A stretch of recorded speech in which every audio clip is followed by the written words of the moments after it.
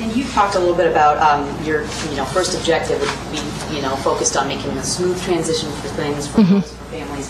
What do what are the biggest challenges that you see that the incoming superintendent will face? Well, maybe I cheated, but I asked the cabinet and principals kind of that same question to get a sense of what they saw as those challenges.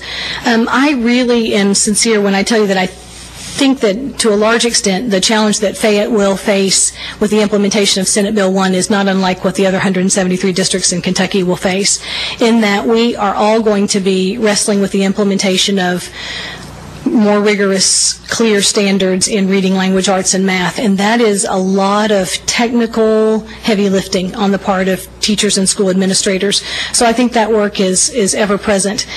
What's really the rocket science of that work is how we superimpose the new standards on top of the system with kids who are already well into that system.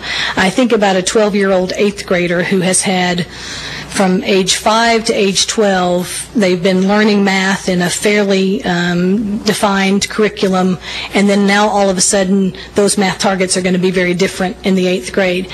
We can't let him experience some, he can't fall off of a learning cliff. So what has to happen for us is that we've got to put the support systems in place to make that transition while we make it look easy in the classroom every single day. So that's really the challenge I think that we'll have in implementing the new standards, because you've got to make those transition work for real kids in real systems and real grade levels in real schools.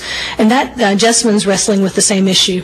So we'll be dealing with that. Let's return back to SB1. Okay. What is your plan for helping FCPS prepare for the new Kentucky Core Academic Standards, Senate Bill 1 implementation, and the new end-of-course assessments, which will begin in 2011-2012 school year? I'm excited about 2011-12, but I also worry about all of us, because we are, as often happens in education, we are looking at a system that will be superimposed on top of the work that we've been doing fairly consistently now since the early 90s.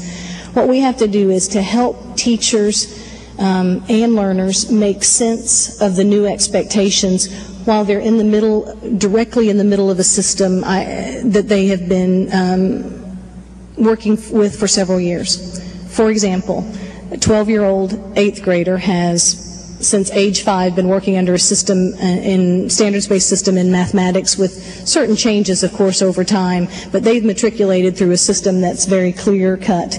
Now we have a new system in math, and that system doesn't just magically work for him at age 12 in the 8th grade. So there are a lot of alignment, a lot of lesson development work that has to happen at all districts across Kentucky in order to be able to do this. But the good news is that the new standards really are living up to the hype. They are rigorous.